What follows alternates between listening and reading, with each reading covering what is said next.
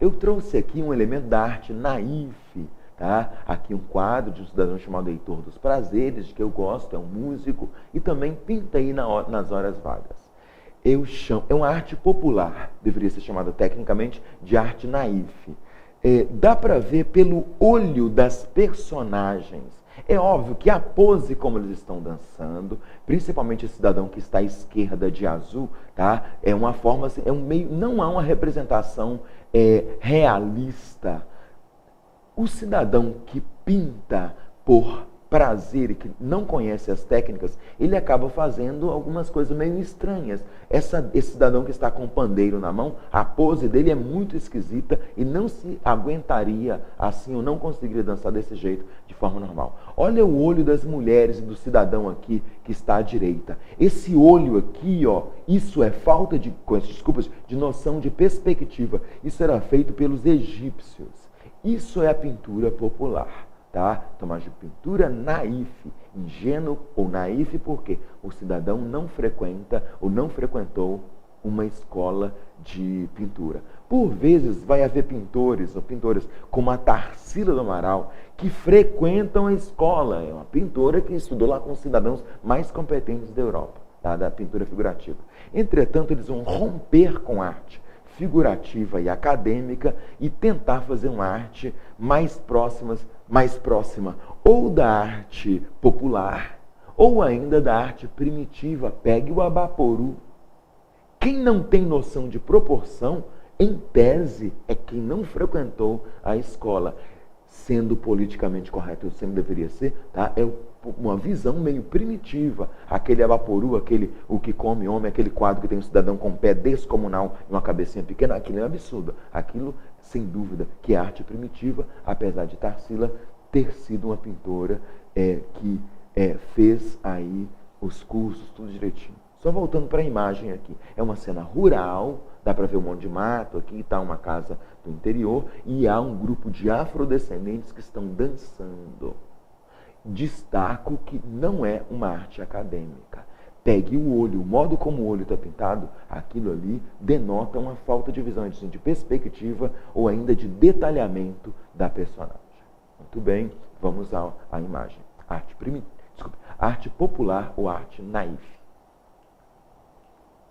Sem formação acadêmica em artes visuais, é óbvio. Heitor dos Prazeres, que também é compositor e instrumentista, é reconhecido artista popular do Rio de Janeiro. Suas pinturas de perspectivas imprecisas e contrastes bem demarcados são figurativas, são imagens de gente, de pandeiro, de planta. Isso gera em movimento. Essa obra retrata a confraternização de uma população socialmente marginalizada. Os negros foram, ao longo do tempo, marginalizados na história do Brasil? Sim. Até no século XXI, na década de 2010, inacreditavelmente. Sim. A letra A faz uma leitura, mas não, a confraternização é um samba, né? Samba rural, samba aqui. A letra A é muito boa. Inconformismo da população de baixa renda com o capital. Não tem nada aqui de capital. É uma alegria, o samba, tá? A recreação. Cotidiano da burguesia da capital. Absurdo, é uma cena rural. Instabilidade de uma realidade rural.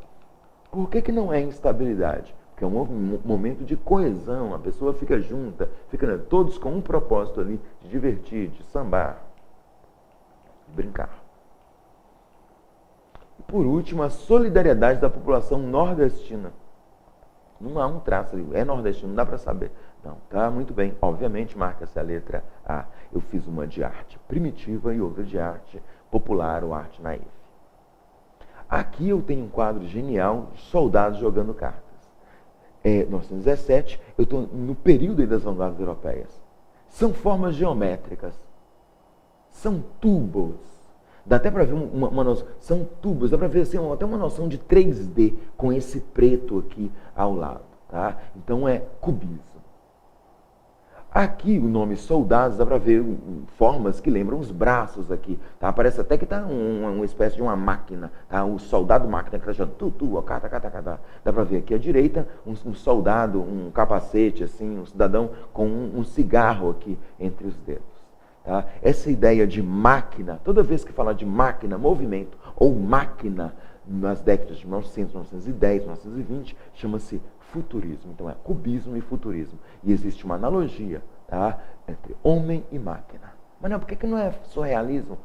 Porque aqui eu destaco as formas geométricas do cubismo e ainda a mecanização. Parece que são os robôs, apesar de ser 1917.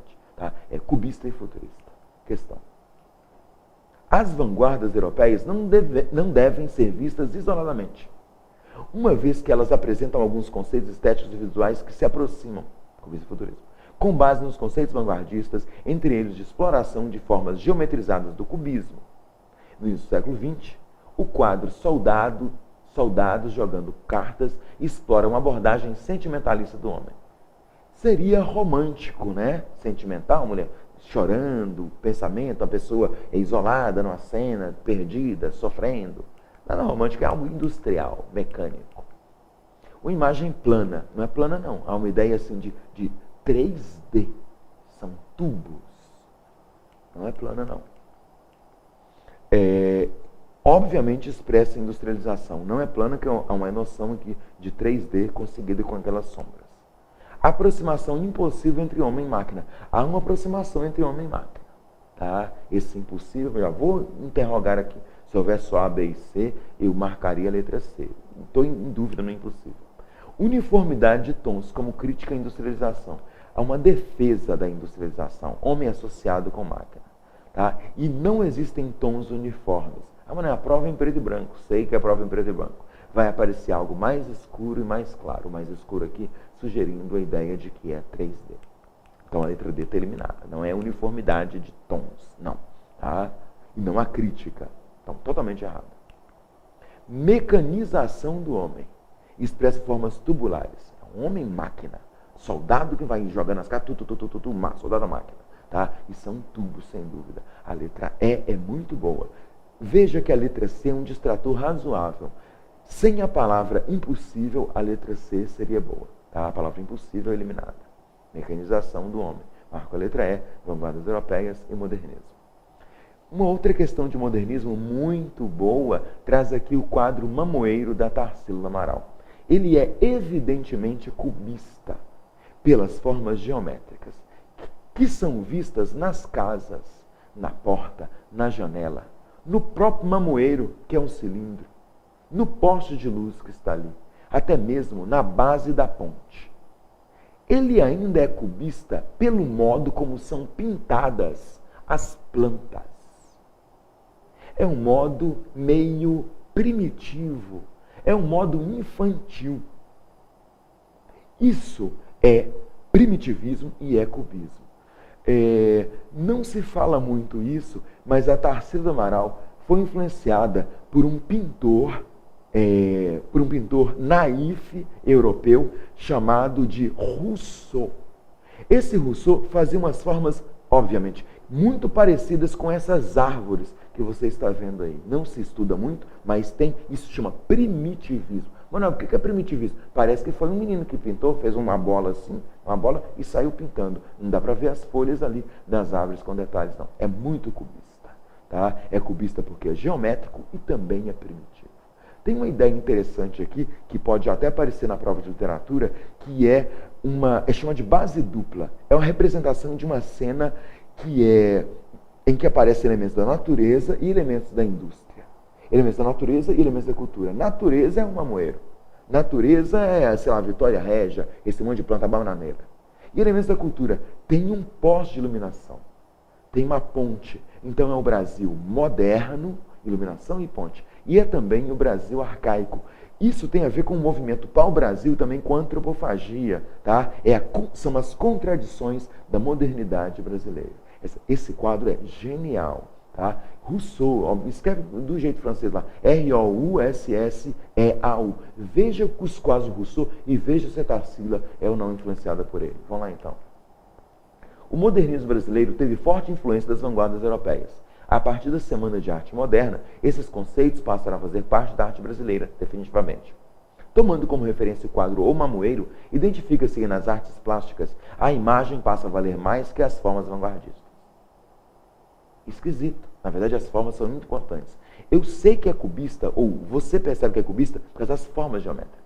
Tá? Então, é meio esquisito aqui, não dá para marcar a letra A, não.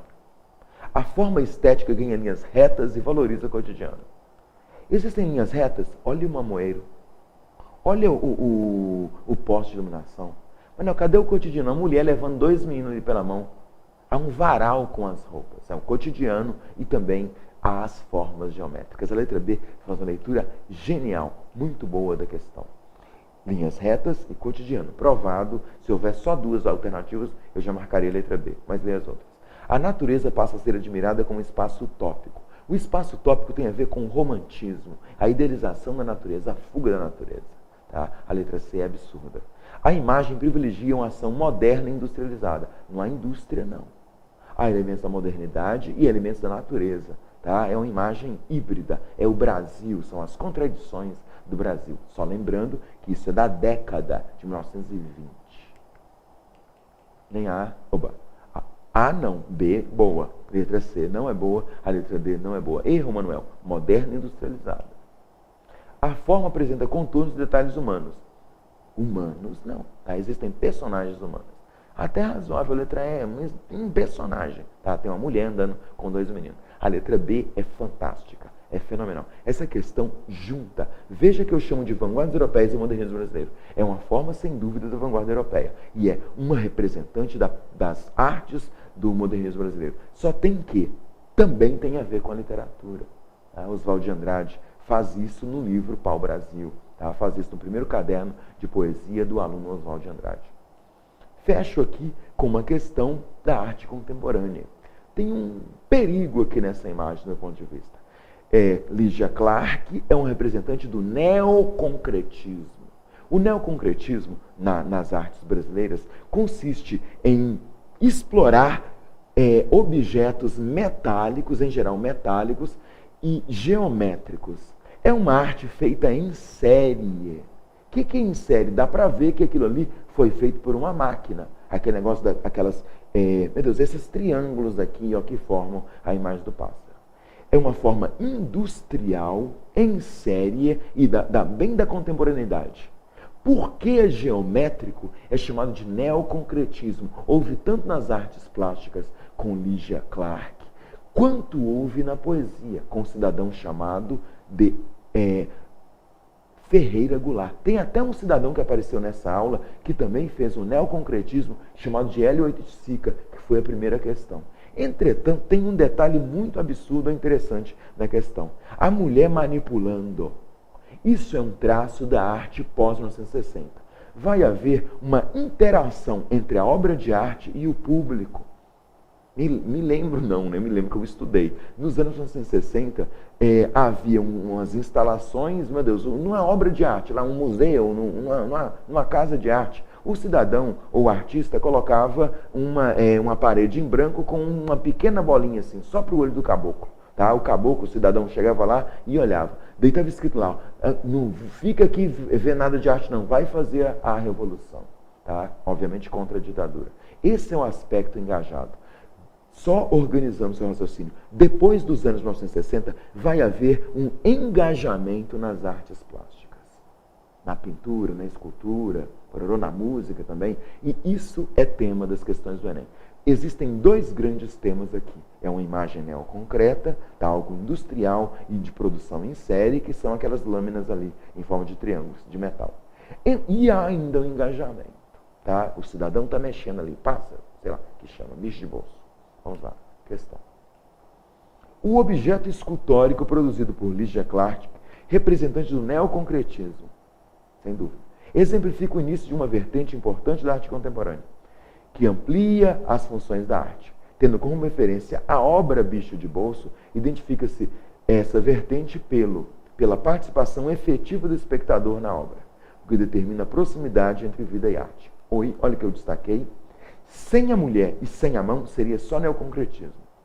Com a mão e com a mulher dá para ver movimento, participação efetiva. Ok? É uma questão difícil. 2014. A letra A é muito boa. B. Identifica-se essa vertente pela percepção do uso de objetos cotidianos. É uma placa metálica.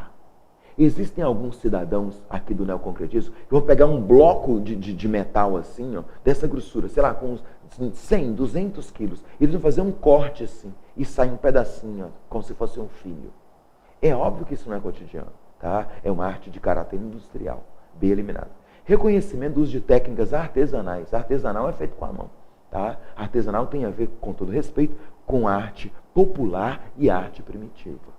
Isso é algo industrial. Representava uma ideia de que a arte deveria copiar fielmente a natureza, tendo como finalidade a prática educativa. Meu Deus! Não tem cópia fiel da natureza, não. Mas não, o que é cópia fiel da natureza? Seria uma arte figurativa, e essa é uma arte geométrica e abstrata, industrial.